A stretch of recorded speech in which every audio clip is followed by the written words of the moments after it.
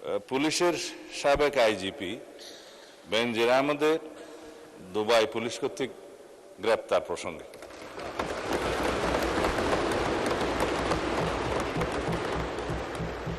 এ বিষয়ে আমি মহান জাতীয় সংসদকে অবহিত করছি যে বর্তমান সরকার দায়িত্ব গ্রহণের পর দুর্নীতি মামলায় অভিযুক্ত পুলিশের সাবেক আইজিপি বেনজির আহমেদকে গ্রেফতারের জন্য ইন্টারপোলের সাথে নিবিড়ভাবে কাজ করার জন্য নিয়োজিত পুলিশ হেডকোয়ার্টার্সের national central bureau NCB Dhaka কর্তৃক ইন্টারপোলে আবেদন করা হয়।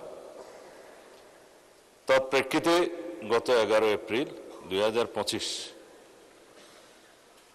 এটা 2025-এ পাঠানো হয়েছিল, আমরা এটা মনিটর করেছি।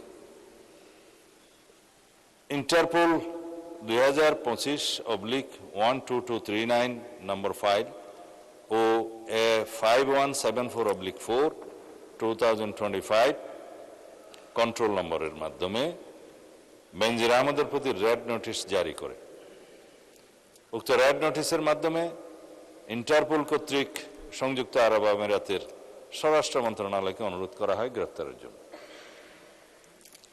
মাননীয় স্পিকার, আমি এই মহান সংসদের মাধ্যমে সমগ্র জাতিকে জানাচ্ছি যে গত 12 জুন 2026 তারিখে সংযুক্ত আরব আমিরাতের স্বরাষ্ট্র মন্ত্রণালয়ের directorate general of federal criminal police national central bureau NCB Abu Dhabi হতে প্রেরিত একটি ইমেইলের মাধ্যমে বাংলাদেশ সরকারকে জানানো হয়েছে যে দুর্নীতি মামলায় অভিযুক্ত বেনজির আহমেদকে সংযুক্ত আরব আমিরাত পুলিশ কর্তৃক গ্রেফতার করা হয়েছে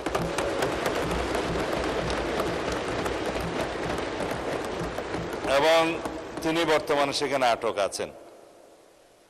মাননীয় স্পিকার, আমি এই মহান সংসদকে আরো অবহিত করছি যে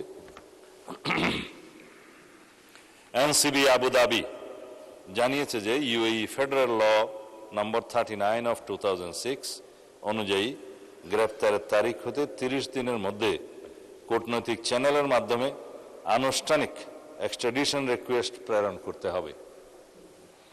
উল্লেখ্য, বেনজির আহমেদের বিরুদ্ধে দণ্ডবিধির 420, 467, 468, 471 and 109 সেকশন এবং 1947 এর দুর্নীতি প্রতিরোধ আইনের সেকশন 5/2, 26(2) এবং 27(1) এবং বাংলাদেশ পাসপোর্ট অর্ডার 1973 এর 11 ধারার মানে সেকশন 11 এর মামলা বিচারাধীন রয়েছে।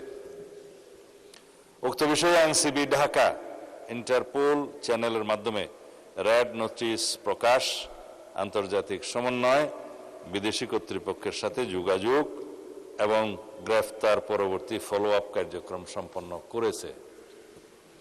দুদক কর্তৃক প্রত্যার্পণের জন্য প্রয়োজনীয় মামলা, গ্রেফতারি পরোয়ানা ও তদন্ত সংক্রান্ত দলিলাদি প্রস্তুত, স্বরাষ্ট্র মন্ত্রণালয় কর্তৃক এক্সট্রাডিশন প্রপোজাল প্রস্তুত ও অনুমোদন এবং পররাষ্ট্র মন্ত্রণালয়ের মাধ্যমে ইউএই কর্তৃপক্ষের নিকট কূটনৈতিক চ্যানেলে আনুষ্ঠানিক এক্সট্রাডিশন রিকোয়েস্ট প্রেরণ করে এনসিবি আবু ধাবির সাথে সমন্বয়পূর্বক অতি দ্রুতই তাকে বাংলাদেশে নিয়ে আসা হবে।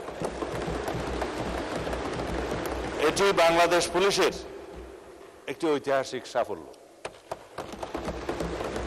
এর মাধ্যমে আমরা বিচারহীনতার সংস্কৃতি থেকে বের হয়ে আসতে সক্ষম হব ইনশাআল্লাহ। পাশাপাশি এর মাধ্যমে আমরা জাতিকে আশ্বস্ত করতে চাই যে অপরাধী যত শক্তিশালী হোক না কেন আইনের ঊর্ধ্বে কেউ নয়।